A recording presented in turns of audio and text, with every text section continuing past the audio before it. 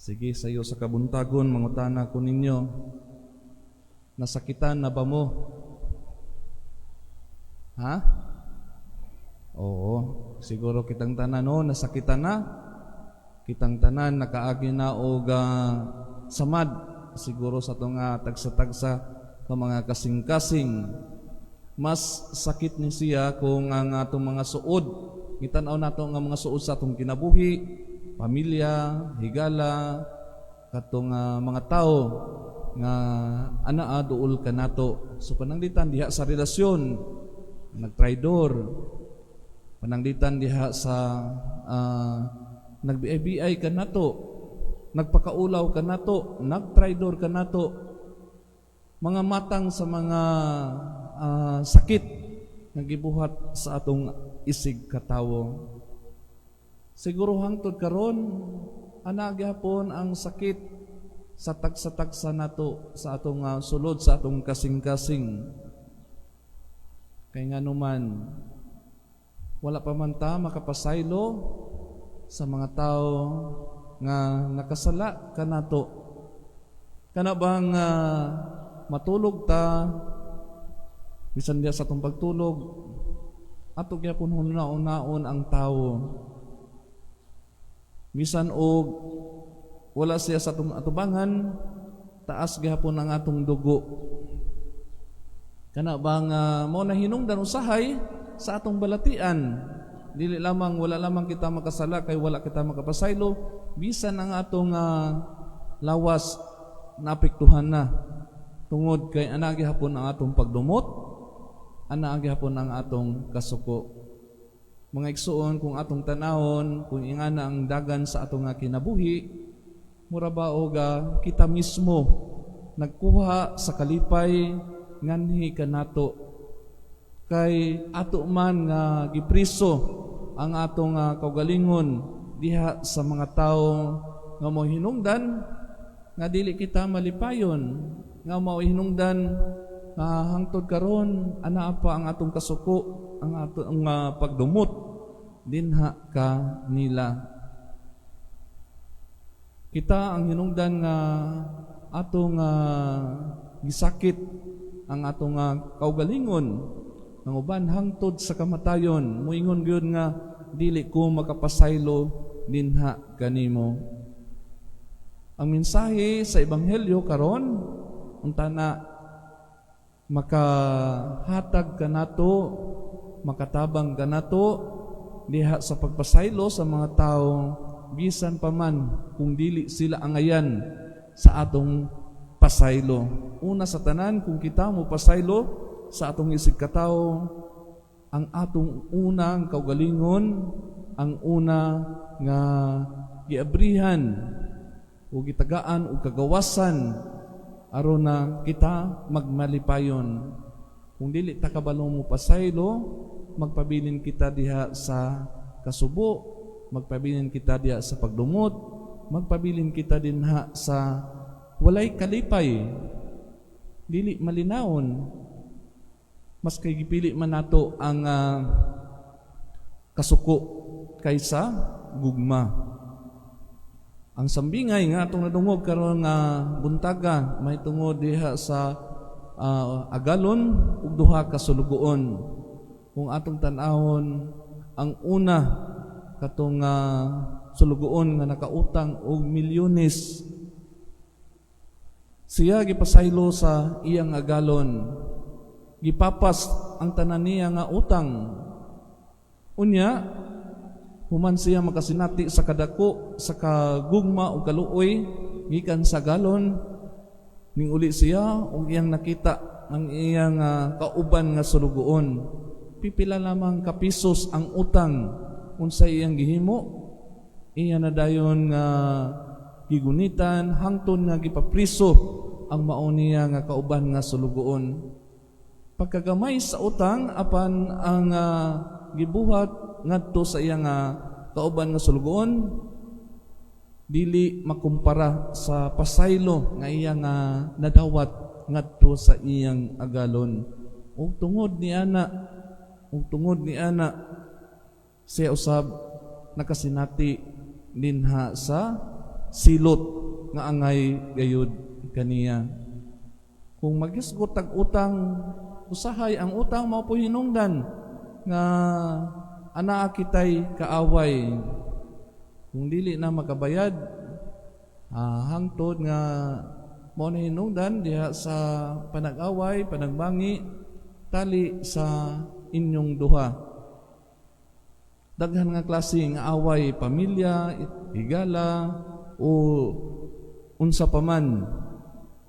Apan ang mensahe karon nga gihatag nganhi kanato, kinahanglan kabalo kita mupasaylo. Kay samara nga panahon nga kita mudawat sa sakramento sa kumpisal. Usahay dili nato makita nga kita mangayo sa kaluoy ug gugma sa Dios sa daghan natong mga sala nga nahimo. Unya kita dili makapasaylo sa pipila ka mga sala nga nahimo diha sa atong isig tawo nganhi kanato. Atong hinumduman sama sa atong nga nadungog sa ebanghelyo, kung dili kita makabalo mo pasaylo ngadto sa atong gitawag nga mga kaaway, dili usab kita angayan sa gingharian sa Dios. Kay kung ang Ginoo muhinumdum pa sa atong mga sala nga nabuhat, wala gyoy angayan natong tanan dinhi, kay sa matag karon ug unya kitang tanan makasala man. Apan kung tan-aw nato ang gugma ug kaluoy sa Ginoo, sa kanunay kung kita kinasing-kasing nga muduol mangayo sa iyang pasaylo, andam siyang muhatag nganhi kanato. Ang atong tawhanon nga pagbati usahay aduna lamay limitasyon, adunay kumbaga sama sa mga Hudeo kaniadto ang pagpasaylo kabahin man din sa ilang kinabuhi. Apan aduna sila limitasyon diha sa pagpasaylo, katulo, kaupat, sakto na. Mao nang si Pedro nangutana kaniya, gipasobraan pagyud niya. Makapito ba ang pagpasaylo ngadto sa mga kaaway? Kay ang pito nga numero perpekto man kini alang sa mga Hudeo. Samara nga sa pito ka adlaw gitapos sa Ginoo ang pagbuhat sa tanan nga angay buhaton nining kalibutana.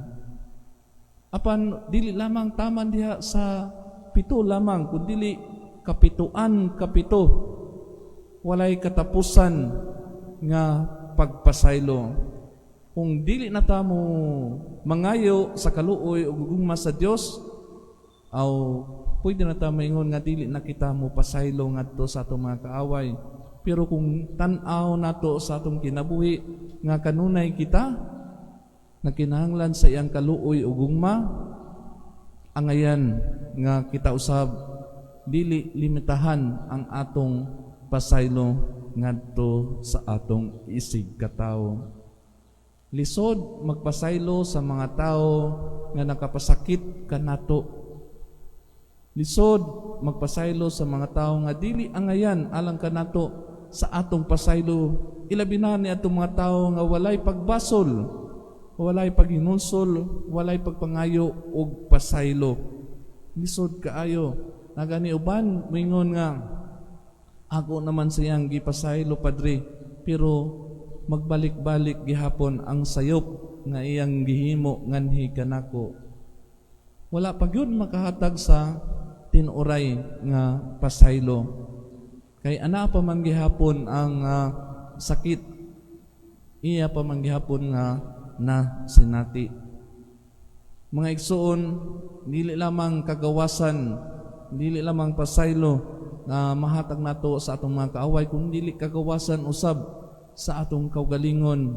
Kung kita kabalo mo pasaylo, kung gusto tang malipayon, malinawon, walay mga balatian, usa sa maayo nga buhaton ug nindot nga pamalandungan ang pulong nga pasaylo.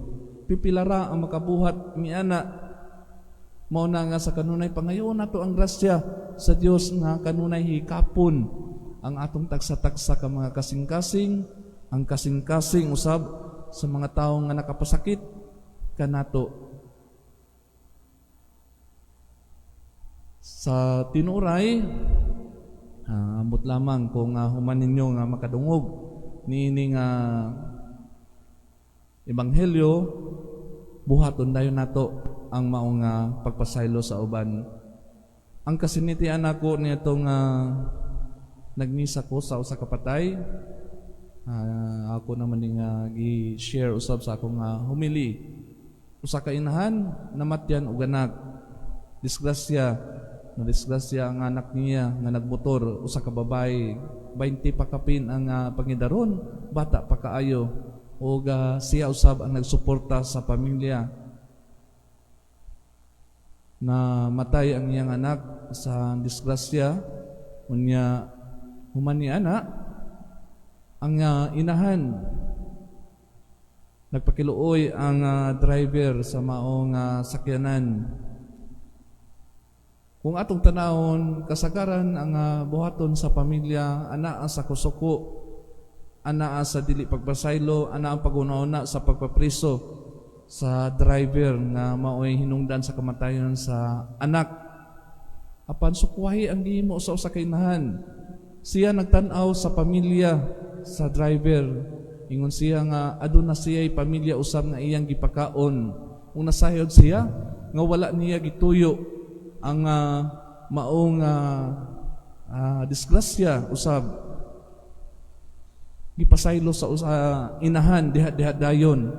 Apan dili ingon nga pasaylo nga dili na siya mangita o kanang hustisya, dili niya gusto nga ipapriso ang driver, kaya dili siya gusto nga magutman ang pamilya sa maong driver. Unya nanghangyo ra siya nga iplastar ang iyang anak nga mahipos, malubong, aron usab sila makapadayon na sa ilang kinabuhi. Kini nga klase nga pasaylo nga pipila lamang ang makahatag niini. Pasaylo nga diha dayon nagtan-aw usab siya ang maong inahan, Padre, gusto usab ako makasinati sa kaluwasan. Gusto ko nga makasinati sa gingarian sa Dios. Nahadlo ko nga basin og di ko makapasaylo, basin og maadto ko sa impyerno.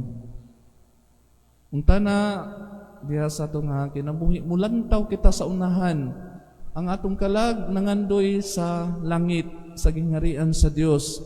Apan kung ang hinungdan maura ang pagdumot, maura ang pagdumili sa pagpasaylo, nan pipilara kanato ang makaadto sa gingarian sa Dios. Mga igsuon, kitang tanan makasinati og kasakit, makasinati og samad sa atong kasikasing nining kalibutana.